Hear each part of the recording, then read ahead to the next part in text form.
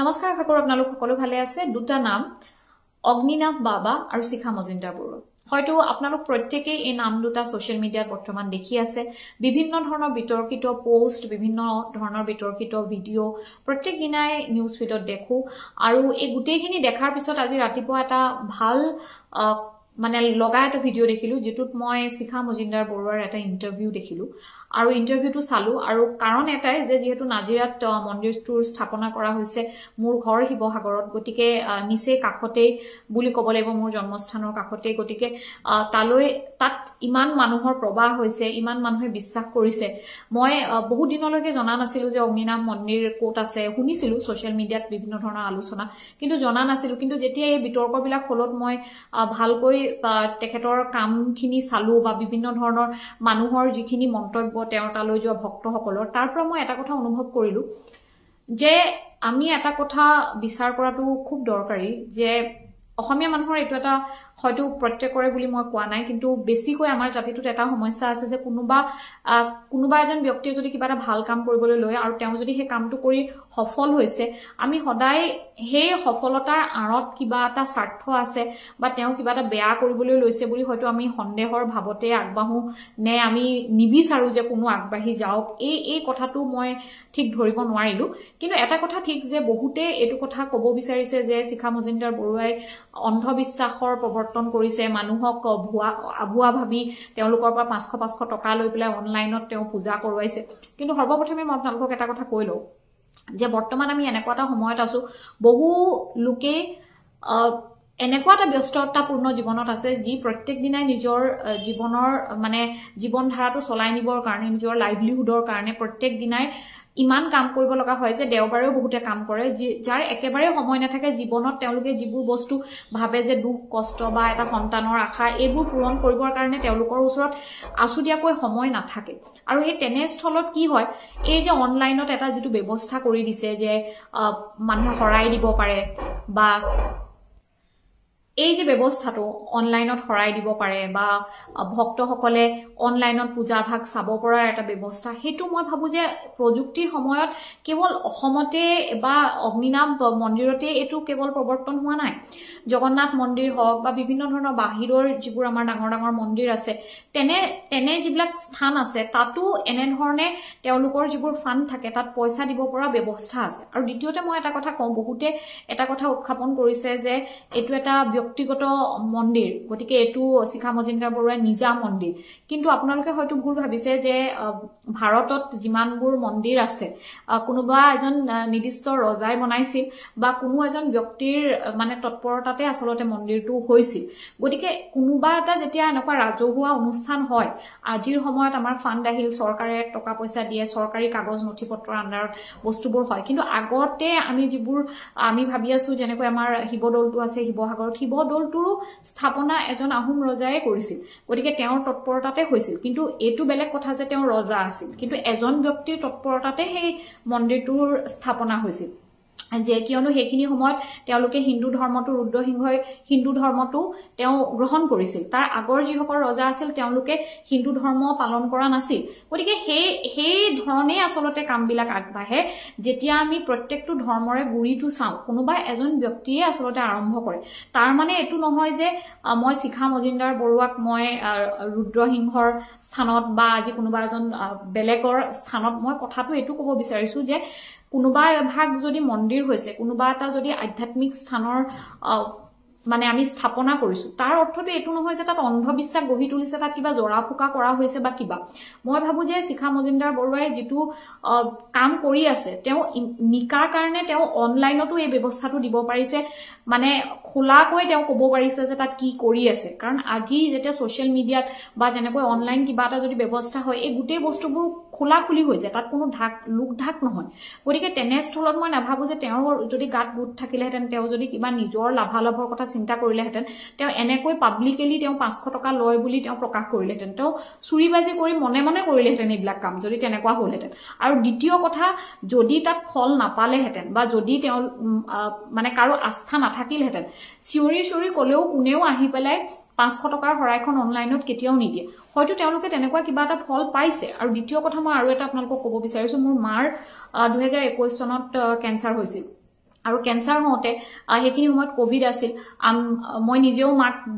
মানে লগ কৰিবৰ পৰা মই মানে বহুত দূৰৰ পৰাই তেওঁৰ লগত কমিউনিকেশ্যন ৰাখিব লগা হৈছিল বহুত পিছতহে মই মাক লগ পাইছো গতিকে সেই সময়ছোৱাত আমি আমাৰ গোটেই পৰিয়ালটো মোৰ ভণ্টি মই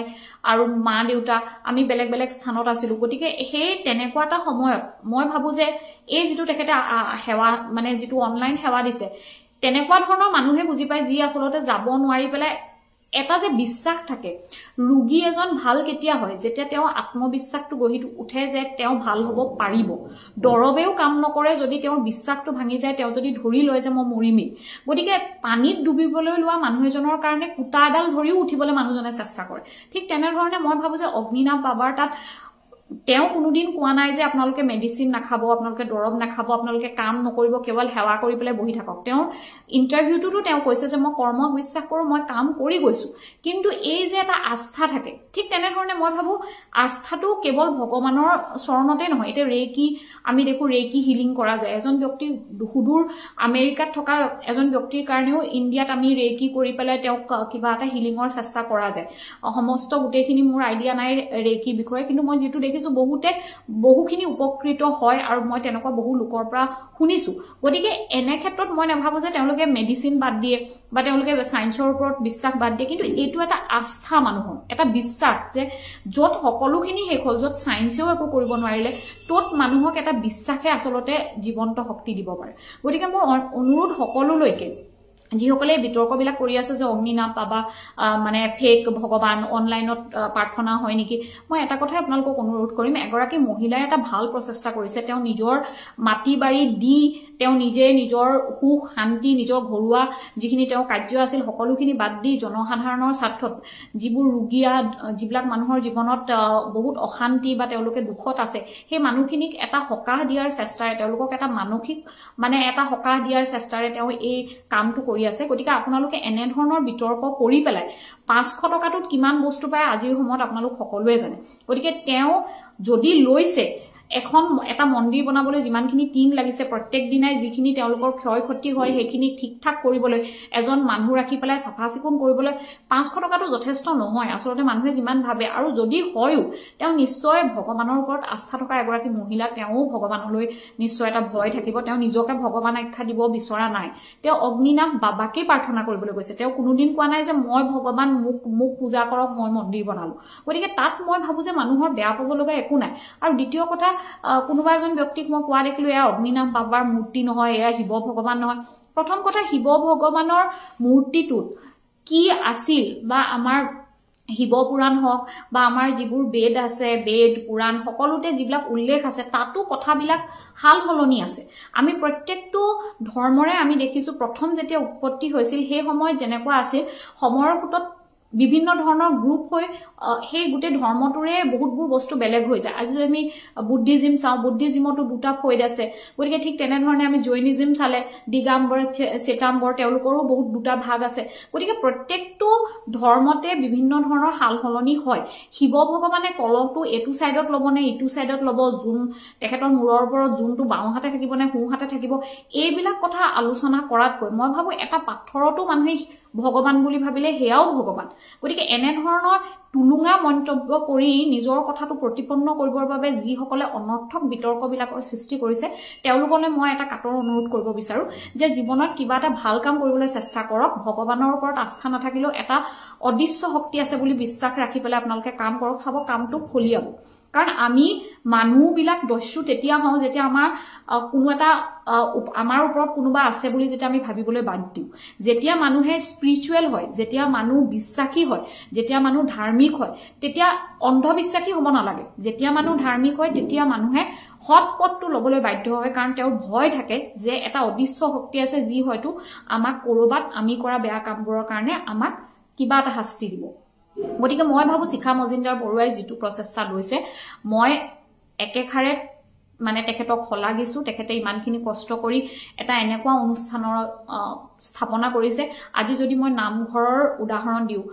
শংকৰদেৱে যেতিয়া নামঘৰ শ্ৰীমন্ত শংকৰদেৱে যেতিয়া নামঘৰৰ সূচনা কৰিছিল যেতিয়া স্থাপনা কৰিছিল সেইখিনি সময়ত তেওঁৰ এটাই মূল উদ্দেশ্য আছিল তাত প্ৰাৰ্থনা কৰিব লগতে মানুহখিনি গোট খাব এটা ধাৰ্মিক আলোচনা হ'ব তাৰোপৰি তেওঁ সত্ৰৰ স্থাপনা কৰিছিলে য'ত বিভিন্ন ধৰণৰ সাংস্কৃতিক আমাৰ কাৰ্যকলাপ হ'ব তাতে আৰ্ট কালচাৰ সকলোবিলাকৰ আমি কেনেকৈ ওপৰলৈ তুলি আনিব পাৰো তাৰ চেষ্টা কৰিম গতিকে মই ভাবো যেটা ধাৰ্মিক এটা অনুষ্ঠান হয় তাত কেৱল ধৰ্ম নহয় তাত মানুহে একত্ৰিত হ'বলৈ শিকে আজিৰ সময়ত যেটা ইজনে সিজনক লগ পাবলৈ মানুহৰ সময় নহয় সেই সময়ত নিজৰ পিতৃ-মাতৃক যেতিয়া মানুহে সময় নিদিয়ে তেনেস্থলত মানুহে যেতিয়া এটা স্থানলৈ ইমান কষ্ট কৰি যেতিয়া যাব পাৰিছে অনুভৱ কৰিছে যে আমাৰ জীৱনটোৰ মূল্য কিমান বা আমাৰ জীৱনটোক আমি ভালকৈ ৰাখিবৰ কাৰণে আমি জীৱনত কষ্ট যে কৰিব লাগিব সেই কথাটো উপলব্ধি কৰিব পৰা এটা অনুষ্ঠান বুলি মই ভাবো আজি অসমৰ পৰা মানুহ গৈ বৈষ্ণোদেৱীলৈ যায় কেদাৰনাথ যায় মানে অমৰনাথৰ যাত্ৰা কৰে জগন্নাথ যায় গতিকে তেনেস্থলত মই ভাবো যে যিকোনো এটা ধৰ্মস্থানলৈ মানুহ যেতিয়া যায় কষ্ট কৰি মানুহে যেতিয়া যায় তাৰ অৰ্থ এটাই এনেকুৱা নহয় যে জগন্নাথ দৰ্শন কৰিবলৈ গ'লে যে শিৱ ভক্ত নহব বা শক্তি এটাই নাম বেলেগ বেলেগ হৈছে ভগৱান বা আমি যদি জেসাস বুলি কওঁ আমি যদি কোনোবাই যদি আমি ক্ৰাইষ্ট বুলি কৈছো কোনোবাই আমি বুদ্ধ বুলি কৈছো কোনোবাই আমি কৃষ্ণ কৈছো শিৱ কৈছো আল্লাহ কৈছো হেখত গৈ এটা অদৃশ্য শক্তি কোনেও স্বচক্ষুৱে দেখা মানুহ হয়তো কোনোৱে নাছিল কিন্তু এই শক্তিটোক বিশ্বাস কৰাৰ কাৰণে যি মানিলেই ভগৱান নামানিলেই হিল বুলি এষাৰ কথা আছে গতিকে মই সেই কাৰণে অনুৰোধ কৰিম খুব শান্তিপূৰ্ণভাৱে বহুতেই সুফল পাইছে কাৰণে তালৈ গৈছে আৰু আপোনালোকে অনৰ্থক বিতৰ্ক কৰিব লাগে কাৰণে বিতৰ্ক নকৰিব লাইন লাইটত আহিব লাগে বা আপোনাৰ ভিডিওটো ভাইৰেল হ'ব লাগে কাৰণে যতে ততে বিতৰ্ক কৰাৰ প্ৰয়োজন নাই এটা আস্থা থকা এটা ভাল অনুষ্ঠান চাওক তেখেতে যদি কিবা এনেকুৱা কাম কৰে ভৱিষ্যতে নিশ্চয় গম পাব কিন্তু এইখিনি সময়লৈকে তেনেকুৱা কোনো ধৰণৰ কাম তেখেতৰ সাইডৰ পৰা আমি দেখা নাই তেওঁৰ ভক্তসকল হাজাৰ হাজাৰ লাখ লাখ মানুহে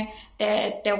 প্ৰত্যেক দিনাই 10,000 লোকেও মানুহে দৰ্শন কৰে বুলি মই নিজে ভিডিও দেখিছো বা তেওঁৰ মুখেৰে শুনিলো আজি কথা গতিকে এটো এটা সহজ কথা নহয় গতিকে হেতু যেতিয়া হৈছে নিশ্চয় তেওঁ কিবা এটা ভাল কামেই কৰি আছে গতিকে আজি ভিডিওটো মই মোৰ মন্তব্যখিনি দিলো কিবা যদি ভুল ভ্ৰান্তি হৈছে ক্ষমা কৰিব মনৰ কথাখিনি কলো নমস্কাৰ